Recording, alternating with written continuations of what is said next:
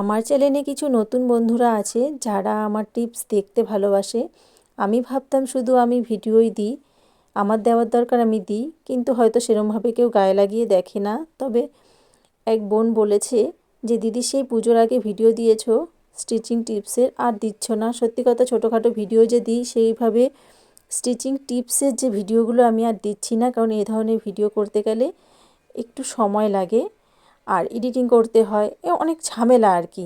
তাতে কাজের খুব ক্ষতি হয়, তার জন্য দিচ্ছি না। তবে 2-3 জন আমাকে মেসেঞ্জারে আর কয়েকজন কমেন্ট বক্সে বলেছো, তাই ভালো লাগলো আমার ভিডিও তোমরা দেখতে চাও। তার জন্য ভাবলাম লুপ টার্নারের ব্যবহারটা আরেকবার বলেছিলে, আমি একটা ভিডিও দিয়েছিলাম তখন বলেছিলে আরেকবার দেখাতে। দড়িটা যখন উল্টাবে তখন যদি খুব মোটা হয়ে যায় তাহলে কিন্তু একটু সেটে নেবে, একটু সরু করে নেবে। আর এইভাবে ঢুকে লুপ টার্নারের মাথায় একটা হুকের মতন আছে, সেটাই হুকটায় বাঁধিয়ে দেবে। খুব ভালো, তোমরাও কিনে নাও। খুব